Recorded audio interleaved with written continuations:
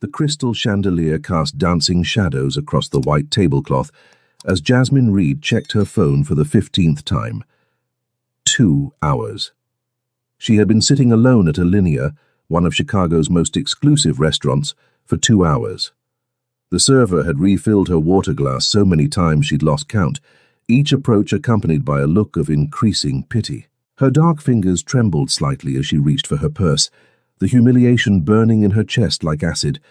The other diners had stopped pretending not to stare. She could feel their whispered conversations, their sideways glances, their assumptions about the black woman sitting alone at a table set for 2. "Miss, perhaps you'd like to—" the server began gently. "She's not going anywhere." The voice cut through the restaurant's hushed atmosphere like a blade. Deep, accented, commanding. Jasmine looked up to see a man approaching their table, tall, impeccably dressed in a charcoal suit that probably cost more than her semester's tuition. His dark hair was perfectly styled, his jawline sharp enough to cut glass, but it was his eyes that made her breath catch, intense, almost black, hand fixed on her with an expression she couldn't quite read. Without invitation, he slid into the chair across from her, his movements fluid and predatory. "He'll regret losing you," he said quietly, his Korean accent adding weight to each word. "But his loss is my gain. Welcome to Korean Mafia lovers, hey there. Please drop a comment telling us where you're watching from and don't forget to subscribe to the channel. Your support makes all the difference for us to keep bringing you these emotional stories." 3 weeks earlier, Jasmine Reed had been buried in her dissertation research at the University of Chicago's Regenstein Library, when her phone buzzed with a text from her roommate Maya. "Girl, you need to get out. When's the last time you went on an actual date?" Jasmine had stared at the message, her reflection caught in the dark window beside her study carrel. At 26, she was in her final year of graduate school, working toward her PhD in African American Studies, while juggling 2 part-time jobs to pay for rent and groceries. Dating felt like a luxury she couldn't afford, not just financially but emotionally. Every spare moment was devoted to her research on the Great Migration, every dollar carefully budgeted. But Maya was persistent. "There's this guy from my marketing class, Derek. He's cute, has a good job, and he specifically asked about you after seeing your picture." Against her better judgment, Jasmine had agreed. Derek seemed nice enough during their brief phone conversations. A finance professional, well-educated, claimed to appreciate intellectual women. When he suggested Alinea for their first date, Jasmine had been both flattered and terrified. She'd researched the restaurant online, her eyes widening at the prices. When she'd tried to suggest somewhere more casual, Derek had insisted. "A woman like you deserves the best," he'd said. Now sitting alone at the pristine table, Jasmine realized she should have trusted her instincts. The dress she'd bought specifically for this occasion, a simple black number that had cost her a week's grocery budget, felt like a costume. She didn't belong here among Chicago's elite, pretending to be someone she wasn't. Her phone buzzed. Finally, a message from Derek. "Sorry, something came up with work. Rain check?" That was it. No explanation, no real apology. Just dismissal.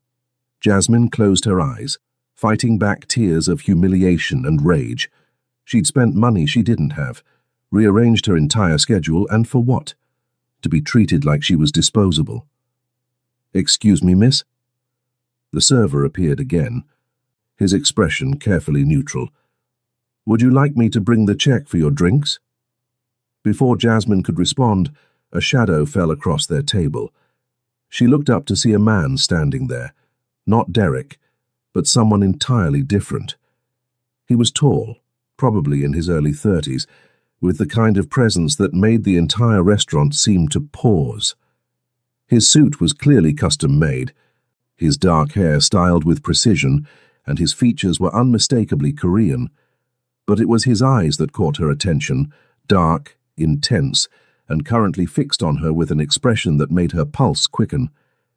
"Is this seat taken?" he asked, his voice carrying a slight accent that made each word sound deliberate and important. Jasmine blinked, confused. I'm sorry." But I'm waiting for someone. The man's lips curved into something that wasn't quite a smile. No, you're not. He pulled out the chair across from her and sat down without waiting for permission. Your date left you here alone, didn't he? Heat flooded Jasmine's cheeks. How did you... I've been watching. His eyes never left her face. I saw you check your phone, saw the exact moment you realized he wasn't coming, and I saw the way you held your head high despite the humiliation. Jasmine's first instinct was to leave, to escape this stranger's uncomfortably accurate observations. But something in his tone stopped her. Not pity, but something else. Respect, maybe. I don't know who you are, she said carefully, but this really isn't any of your business. You're right, it isn't. He signaled the server with a subtle gesture, but I'm making it my business.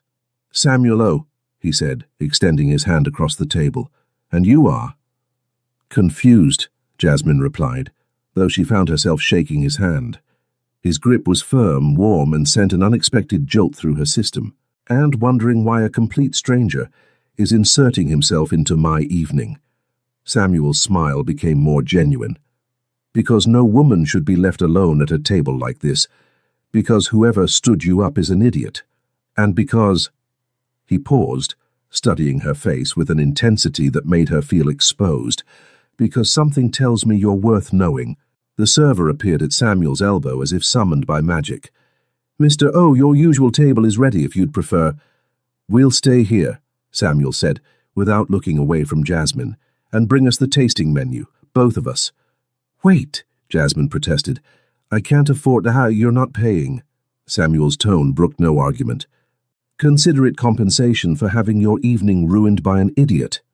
Jasmine stared at him, trying to process what was happening.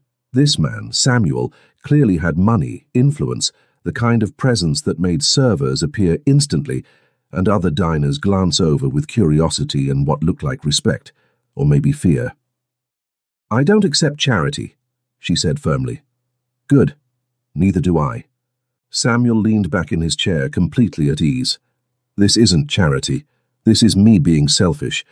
I want to have dinner with you, and I suspect you haven't eaten anything substantial today.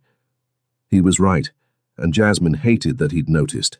She'd been too nervous about the date to eat lunch, and breakfast had been coffee and a granola bar between classes. Why? She asked. Why do you want to have dinner with me? You don't know anything about me. Samuel was quiet for a moment, his dark eyes studying her face. I know you're a graduate student at U of C. I know you work at least 2 jobs to pay your way through school.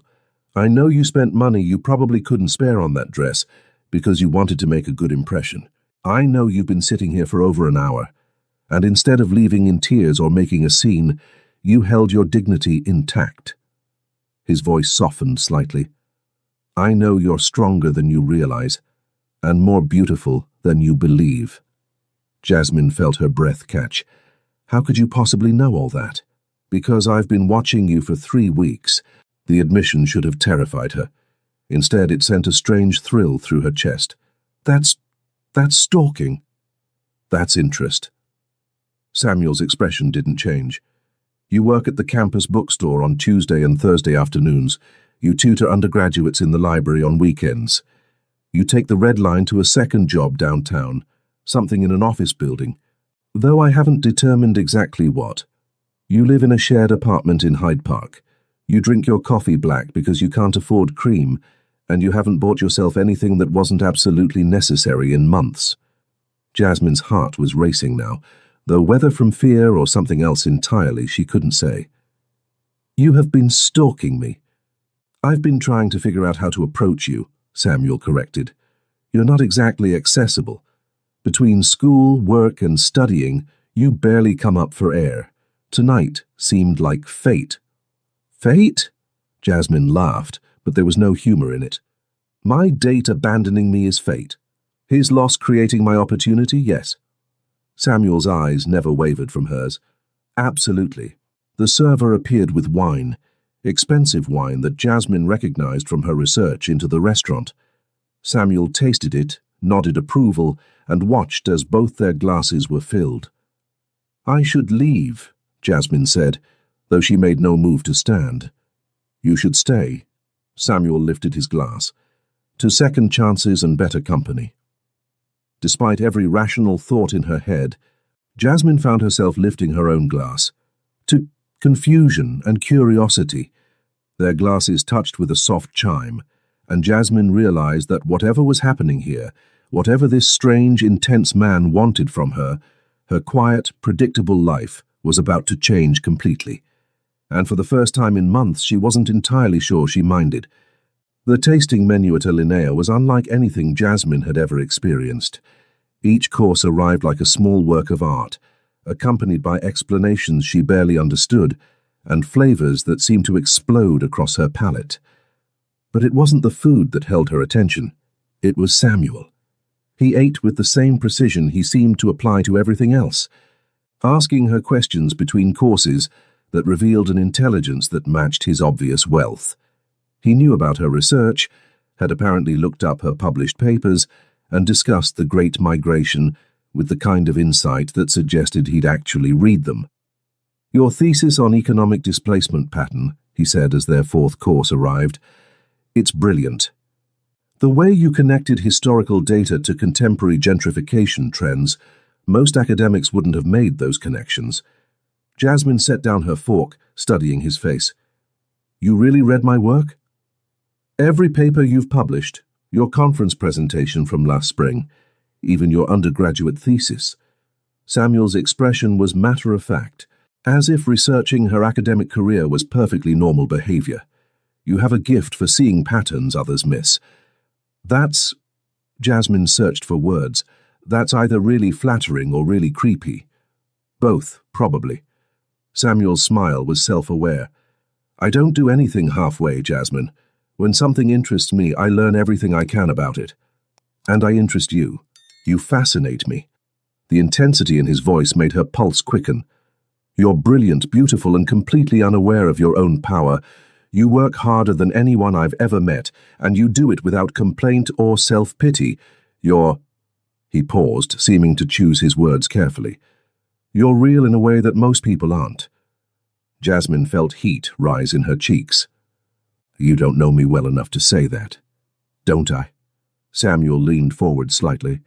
Tell me I'm wrong. Tell me you haven't spent the last 3 years pouring everything you have into your education while working yourself to exhaustion. Tell me you don't lie awake at night wondering if it's all worth it, if you'll ever actually make it out of the cycle of struggling just to survive. The accuracy of his words hit her like a physical blow. How? Because I recognize it. Samuel's voice softened. I know what it looks like to fight for everything you have, to be underestimated because of where you come from or what you look like, to have to work twice as hard for half the recognition. Jasmine stared at him, seeing something in his expression that hadn't been there before, vulnerability maybe, or understanding. What do you do, Samuel?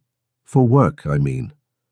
Something shifted in his face, a wall coming up so quickly she almost missed it. I run a business, import, export, primarily dealing with Korean companies looking to establish themselves in the American market. It was a smooth answer, probably true as far as it went, but Jasmine sensed there was more to it, layers he wasn't ready to reveal. The way the restaurant staff treated him, the expensive suit, the casual way he'd ordered wine that probably cost more than her monthly rent. This wasn't just successful businessman money, this was something else entirely. That's very vague, she said. Most businesses are boring when you break them down to specifics. Samuel's tone was casual, but his eyes remained alert. What about you? What happens after you finish your dissertation? The deflection was smooth, but Jasmine caught it. Still, she found herself answering. Teaching, hopefully. There's a position opening up at Northwestern that would be perfect, but the competition is fierce. If that doesn't work out, she shrugged. I'll figure something out, I always do. You shouldn't have to just figure it out. Samuel's voice carried an edge of something that might have been anger. Someone with your intelligence, your work ethic. You should have opportunities handed to you, not have to fight for scraps. That's not how the world works for people like me, Jasmine said quietly. People like you. Black women from the South Side who grew up in foster care and worked their way through community college before transferring to U of C. The words came out more bitter than she'd intended. We don't get opportunities handed to us, Samuel. We earn every single thing we get, and even then it's never enough. Samuel was quiet for a long moment, his dark eyes studying her face with an intensity that made her want to look away. Foster care, he said finally, from age 12. Jasmine lifted her chin, daring him to pity her. My mom died of cancer, no other family willing to take me in. I aged out at 18 with nothing but a high school diploma and a determination to make something of myself. And you have. Samuel's voice was soft but firm. Look at where you are now. PhD candidate at one of the best universities in the country, published researcher, brilliant mind that's going to change how people think about history and economics. Maybe. Jasmine picked at her food, suddenly self-conscious.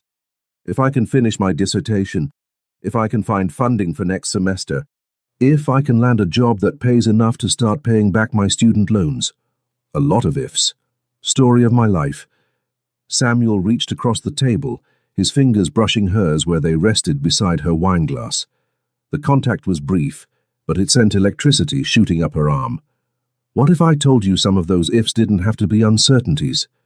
Jasmine pulled her hand back. Alarm bells going off in her head. What do you mean? I mean, I have connections, resources. I could make some calls, open some doors. No. Jasmine's voice was sharp. Absolutely not. Samuel's eyebrows rose. You haven't even heard what I'm offering. I don't need to. Jasmine set down her napkin, her body tense. I've worked too hard to get where I am to have someone swoop in and hand me things I haven't earned. I don't care how much money you have or how many connections you think you can leverage. I make my own way. Instead of looking offended, Samuel smiled, a real smile that transformed his entire face. There it is. There what is? The fire I've been watching for 3 weeks. The strength that got you through foster care and community college and graduate school. His eyes were warm now, admiring. You're magnificent when you're angry. Jasmine felt her resolve waver slightly. Don't try to charm me out of being mad at you. I'm not trying to charm you out of anything. I'm trying to understand you.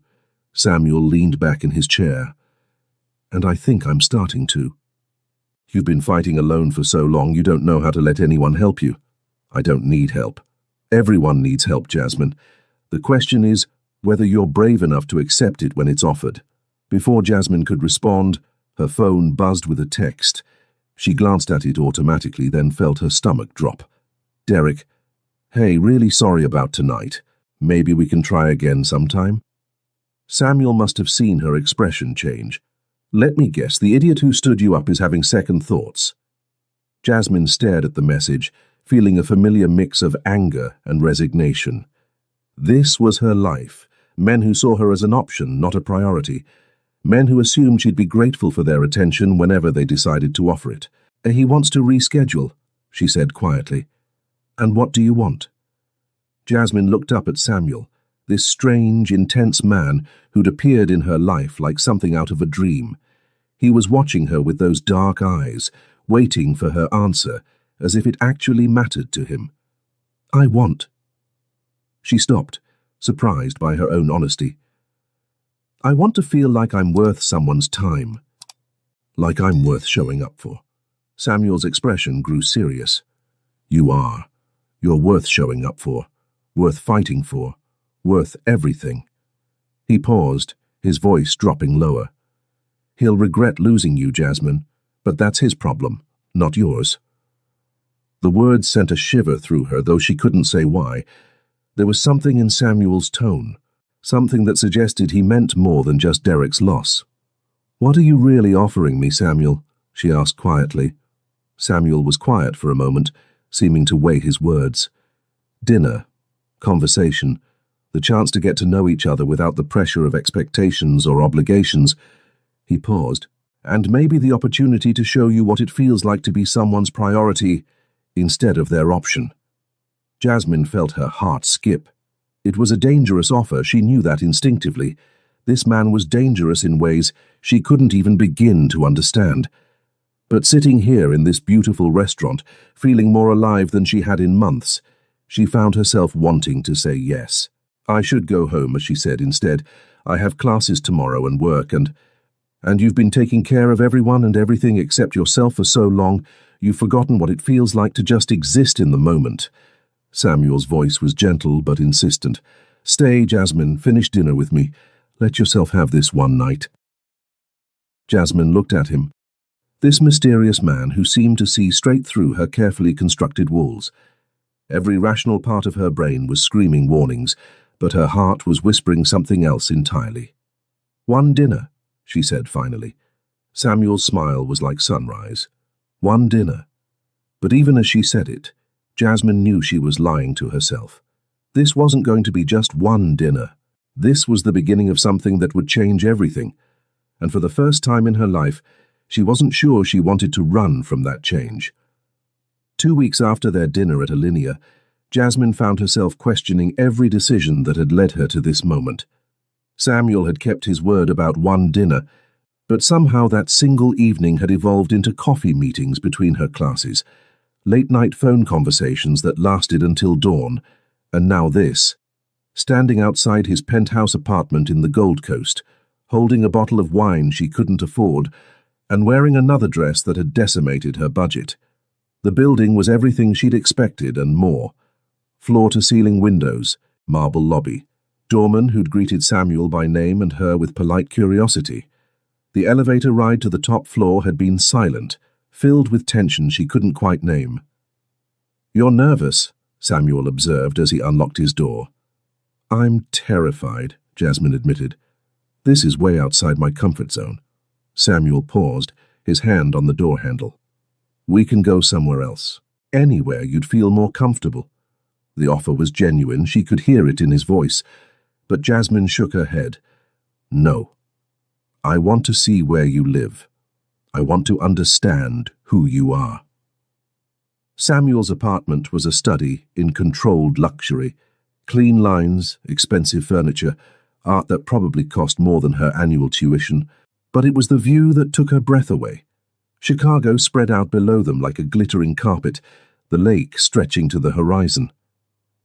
"It's beautiful," she breathed, moving to the windows. "It's lonely," Samuel said quietly, coming to stand beside her. "I bought this place 5 years ago thinking it would make me feel successful. Mostly it just makes me feel isolated." Jasmine glanced at him, surprised by the admission. "You could have bought anywhere. Why here?" "Because I wanted to prove I could." Samuel's reflection in the window looked tired.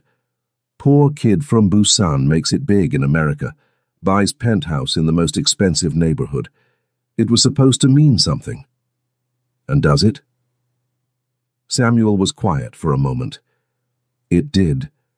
Until I started having dinner with a brilliant woman who sees right through all the expensive trappings to what actually matters. The words sent warmth through Jasmine's chest, but also concern. "Samuel, what do you actually do? And don't give me another vague answer about import-export." Samuel moved away from the window, his posture suddenly tense. "Why does it matter?" "Because I'm starting to care about you, and I need to know what I'm getting into." Jasmine turned to face him fully. "The way people treat you, the money, the connections. This isn't just successful businessman stuff. This is something else." "You're right." Samuel poured himself a drink from a crystal decanter, his movements precise but agitated. "It is something else." "Then tell me." Samuel was quiet for so long that Jasmine thought he might not answer. When he finally spoke, his voice was carefully controlled. "My family has business interests. Traditional Korean businesses that sometimes require unconventional methods to protect." It wasn't a real answer, and they both knew it. But before Jasmine could press further, Samuel's phone rang. He glanced at the screen, and his entire demeanor changed. His face went hard, his body tense. "I have to take this," he said, already moving toward his study. "Make yourself comfortable. I'll be right back." But he wasn't right back. Jasmine could hear his voice through the closed door, speaking rapid Korean in a tone that sounded anything but comfortable. She tried not to listen, but the conversation grew more heated, Samuel's voice rising with what sounded like anger or frustration. When he finally emerged 20 minutes later, he looked like a different person. The relaxed, charming man she'd been getting to know was gone, replaced by someone harder, more dangerous. "I'm sorry," he said, but his voice was distant. "There's a situation I need to handle." "What kind of situation?" Samuel hesitated, and Jasmine could see him weighing how much to tell her. "Business, the kind that can't wait. At 9 o'clock at night. My business doesn't keep regular hours." Samuel moved to a closet, pulling out a jacket that looked more tactical than fashionable. "I need to go." Jasmine watched him transform before her eyes, the careful businessman facade falling away to reveal something much more primal underneath. "Samuel, what's really going on?" He stopped, looking at her with an expression that was part regret, part something darker. "You should go home, Jasmine. Take my car, I'll have my driver—" "No." Jasmine's voice was firm. "I'm not leaving until you tell me what's happening. You don't understand. Then help me understand." Jasmine stepped closer to him, close enough to see the tension in his jaw, the way his hands had clenched into fists. "I told you I'm starting to care about you. That means I don't just walk away when things get complicated." Samuel stared at her for a long moment, something shifting in his expression. "You have no idea what you're saying. Maybe not. But I know I'm not leaving." Samuel's phone rang again.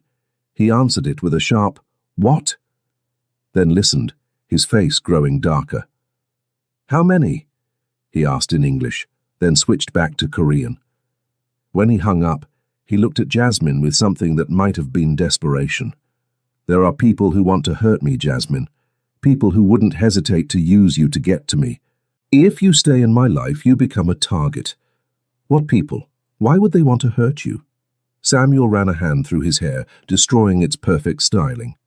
"Because of choices I've made, things I've done to protect what's mine." "What things?" Before Samuel could answer, his phone buzzed with a text. He read it and his face went white. "Fuck. What?" Samuel looked at her, and for the first time since she'd met him, he looked genuinely afraid. "They know about you. Who knows about me?" Samuel was already moving, grabbing keys, checking something in a drawer that Jasmine couldn't see. "Pack whatever you need for a few days. We're leaving, now." "Samuel, you're scaring me." He stopped, turning to look at her with eyes that were suddenly blazing with an intensity that took her breath away. "Good. You should be scared, because as of right now, your life is in danger, and it's my fault." "I don't understand." "There's a war happening, Jasmine.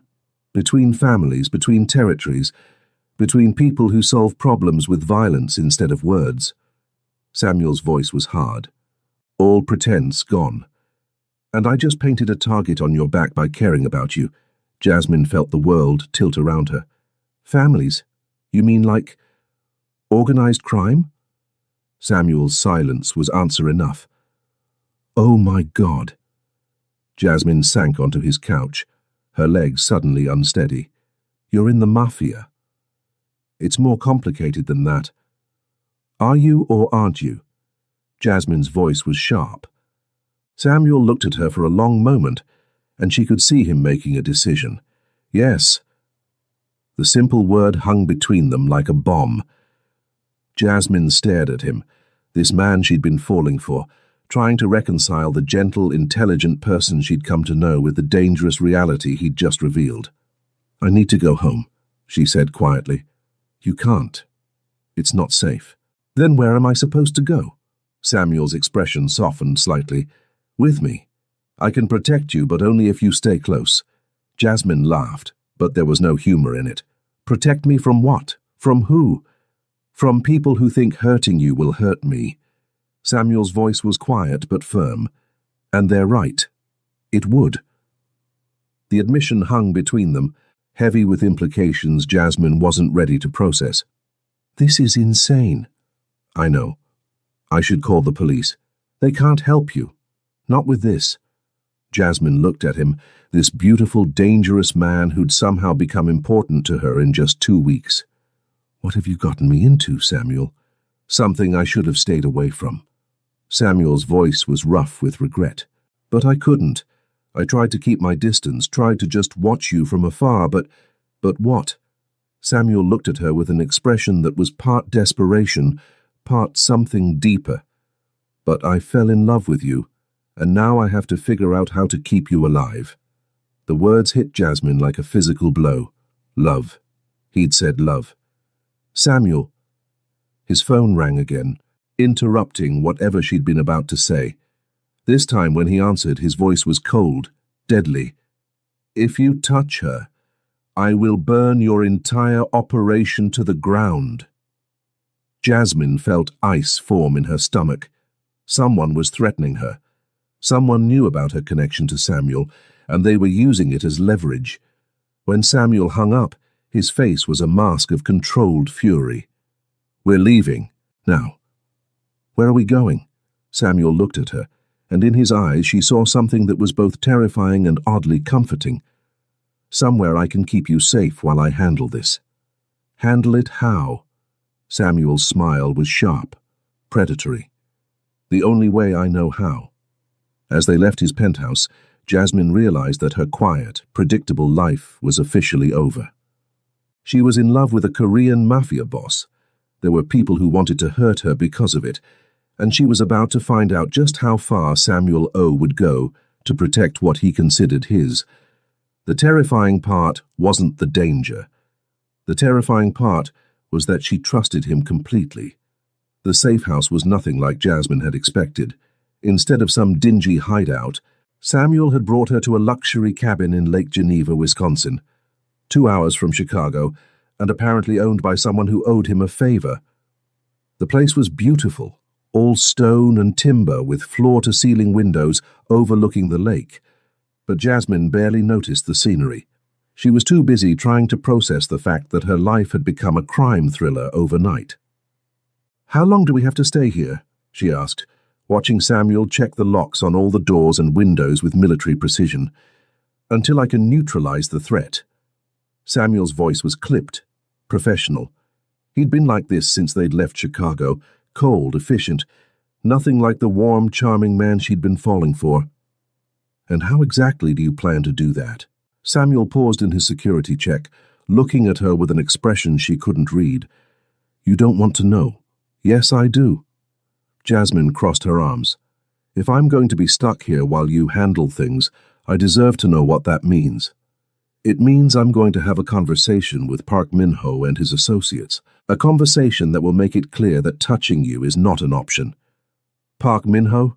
Samuel's jaw tightened. "Someone who thinks he can use you to get to me. Someone who's about to learn how wrong he is." There was something in Samuel's tone that made Jasmine's blood run cold. "Samuel, you're not going to— I'm going to do whatever is necessary to protect you." Samuel's voice was flat, final. "That's not negotiable." Jasmine stared at him, seeing a side of him she'd never witnessed before. This wasn't the gentle man who'd listened to her talk about her research, or the one who'd held her hand during their late-night phone conversations. This was someone harder, more dangerous, someone capable of things she didn't want to imagine. "I never asked you to protect me," she said quietly. "You didn't have to." Samuel finally stopped his restless movement, turning to face her fully. "The moment I decided to pursue you, I made you my responsibility." "Your responsibility?" Jasmine felt anger flare in her chest. "I'm not some object you can claim ownership of, Samuel. That's not what I meant, isn't it?" Jasmine stepped closer to him, her voice rising. "You've been watching me for weeks without my knowledge. You've inserted yourself into my life, and now you're making decisions about my safety without consulting me. How is that not treating me like property?" Samuel's eyes flashed with something dangerous. "Because property doesn't matter to me the way you do. Then why does it feel like you're trying to control me?" "Because I am." Samuel's honesty was brutal. "Because the alternative is losing you, and that's not something I'm prepared to accept." Jasmine felt her breath catch. "You can't just decide that, Samuel. You can't just... Can't what?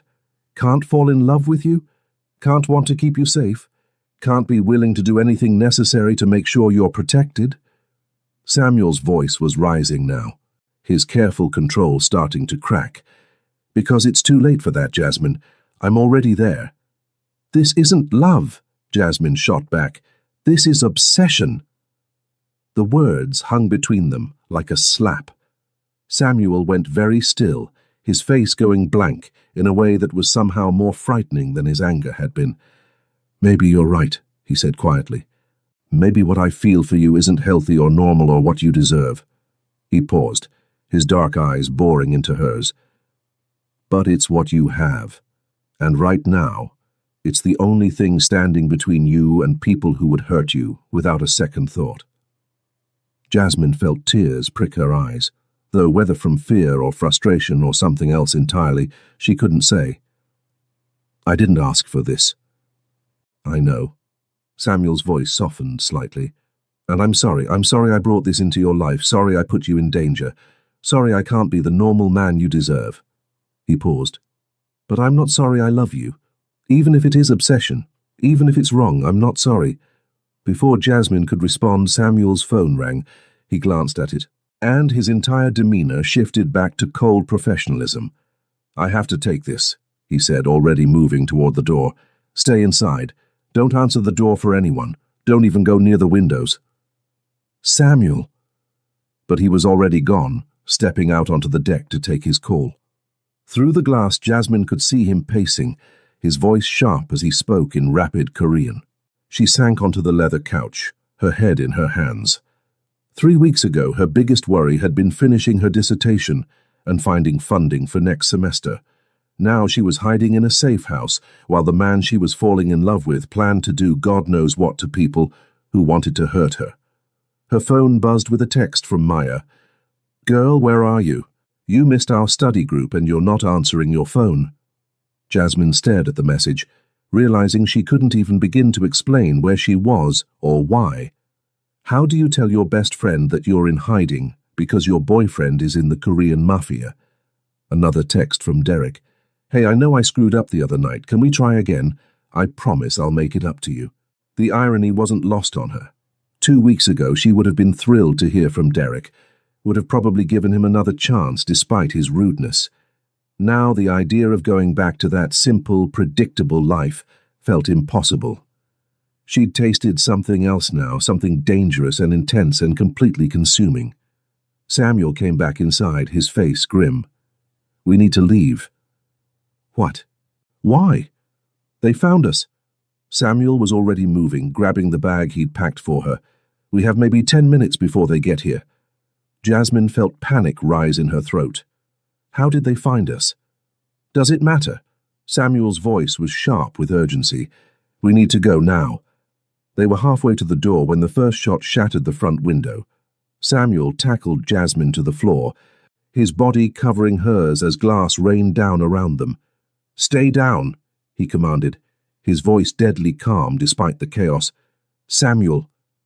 Stay down and don't move. Samuel rolled away from her, and Jasmine saw him pull a gun from somewhere inside his jacket. The sight of the weapon in his hands should have terrified her, but instead she felt an odd sense of relief. Whatever was happening, Samuel was prepared for it. More shots came through the windows, systematic and precise. These weren't random attackers. They were professionals. How many? Jasmine whispered. At least 3, maybe 4. Samuel's voice was clinical, detached. They're trying to flush us out. What do we do? Samuel looked at her, and for a moment, his mask slipped. She could see fear in his eyes, not for himself, but for her.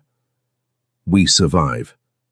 The shooting stopped abruptly, replaced by an eerie silence that was somehow worse than the gunfire. Samuel moved to the edge of the broken window, peering out carefully. Samuel, oh! A voice called from outside, accented English carrying clearly in the night air. Send out the girl, and we'll make this quick. Samuel's grip tightened on his weapon. Not happening, he called back. You're outnumbered. There's nowhere to run. Samuel looked at Jasmine, and she could see him calculating, planning. "There's a back door that leads to the dock," he said quietly. "Boat keys are in the kitchen drawer. When I say go, you run. Don't look back, don't wait for me, just run." "I'm not leaving you." "Jasmine, no." Her voice was firm despite her terror. "I'm not leaving you to die for me." Samuel stared at her, something shifting in his expression. "You could have been safe. You could have stayed away from me, lived your quiet life, finished your degree." "But I didn't." Jasmine reached for his hand, surprised by how steady her own voice sounded. "I chose this. I chose you." Samuel's eyes went soft for just a moment. "Even knowing what I am, what I've done?" "Especially knowing." Jasmine squeezed his hand. "Because under all of it, you're still the man who saw me sitting alone in that restaurant and decided I was worth saving." Samuel brought her hand to his lips, pressing a soft kiss to her knuckles. "He'll regret losing you," he said quietly, echoing his words from that first night. "But I won't make the same mistake." Before Jasmine could ask what he meant, the front door exploded inward, and Samuel O., the man she'd fallen in love with despite every rational thought in her head, rose to meet their attackers with a smile that was pure predator. The gunfight lasted less than 3 minutes, but to Jasmine, crouched behind the kitchen island while Samuel moved through the cabin like a force of nature, it felt like hours. She'd never seen violence like this. Precise, calculated, deadly. Samuel wasn't just defending them, he was hunting. When the silence finally came, it was absolute. "Jasmine," Samuel's voice was soft, careful. "It's over." She looked up to see him standing in the wreckage of the living room, his shirt torn and bloodied, but alive. Whole. The relief that flooded through her was so intense it left her dizzy. "Are you hurt?" she asked, scrambling to her feet. "No." Samuel's eyes were scanning her face, her body, checking for injuries. "Are you?" "I'm fine." Jasmine looked around at the destruction. Broken glass, splintered wood, things she didn't want to identify. "Are they dead?" Samuel's voice was matter-of-fact. "All of them." Jasmine should have been horrified, should have been terrified of the man who could kill 4 people without breaking a sweat. Instead, all she felt was gratitude. He'd kept her safe. Whatever it had cost him, whatever it meant about who he was, he'd protected her. "We need to leave," Samuel said, already moving toward the back door. "More will come." "Where are we going?" Samuel paused, looking at her with an expression she couldn't read. "Somewhere this ends. Tonight." The boat ride across Lake Geneva was silent, except for the engine and the wind.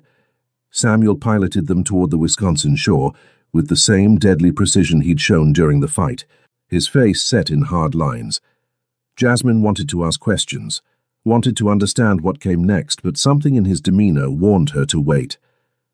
They docked at a private pier where a car was waiting, another favor called in, another piece of Samuel's carefully constructed network. As they drove back toward Chicago, Jasmine finally broke the silence. "What happens now?" "Now I finish this." Samuel's voice was cold, distant. "I should have handled Park Min-ho weeks ago before he knew about you. That was my mistake." "Handle him how?" Samuel glanced at her, and she saw something in his eyes that made her stomach clench. "The only way that ensures your safety." "Samuel, he crossed a line tonight, Jasmine.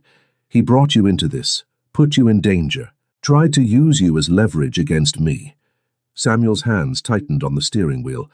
"That's not something I can forgive. So you're going to kill him." It wasn't a question. Samuel's silence was answer enough. "And then what?" Jasmine asked. "What happens to us?" Samuel was quiet for so long she thought he might not answer. When he finally spoke, his voice was rough with something that might have been regret. "Then you go back to your life, your real life, school, research, the future you've worked so hard for." "What if I don't want that?" Samuel's head snapped toward her, his eyes wide with surprise. "What? What if I don't want to go back?" Jasmine's voice was steady, sure. "What if I want to stay with you?" "Jasmine, you don't understand what you're saying. My life, my world, it's not safe, it's not normal. You could never have the things you deserve. What things? A quiet life, stability, a man who comes home every night without blood on his hands. Samuel's voice was bitter. Children you don't have to worry about protecting from their father's enemies. What if I don't want quiet? Jasmine turned in her seat to face him fully. What if I want you exactly as you are, dangerous world and all? Samuel pulled the car over so abruptly that Jasmine's seatbelt locked. He turned to stare at her, his face a mix of hope and disbelief. You can't mean that. I've never meant anything more in my life. Jasmine reached for his hand, lacing their fingers together. Samuel. 3 weeks ago I was sleepwalking through my life. Working, studying, existing, but not really living. Then you walked into that restaurant and everything changed. I put you in danger. You woke me up. Jasmine's voice was fierce. You made me feel alive, made me feel like I mattered, like I was worth fighting for. Do you think I want to go back to feeling invisible after that? Samuel stared at her, his dark eyes searching her face. You could die, Jasmine. Being with me, being part of my world, people will always try to use you to get to me. Then we'll handle them. Together. Together. Samuel repeated the word like he was testing how it sounded. You want to be part of this, really part of it. I want to be part of you. Jasmine brought his hand to her lips, pressing a soft kiss to his knuckles. All of you. The businessman, the protector, the dangerous man who kills to keep me safe. I want all of it. Samuel's control finally cracked. He pulled her across the center console, his mouth finding hers in a kiss that was desperate, claiming full of all the words they hadn't said. When they finally broke apart, both were breathing hard. I love you, Samuel said against her lips. God help me, I love you more than my own life. I love you too. Jasmine's voice was soft but certain. Whatever comes next, we face it together. Samuel pulled back to look at her, his eyes blazing with an intensity that took her breath away. Together, he agreed. But first I have a promise to keep. They drove the rest of the way to Chicago in comfortable silence, Jasmine's hand in Samuel's, both of them understanding that they'd crossed a line tonight that there was no coming back from.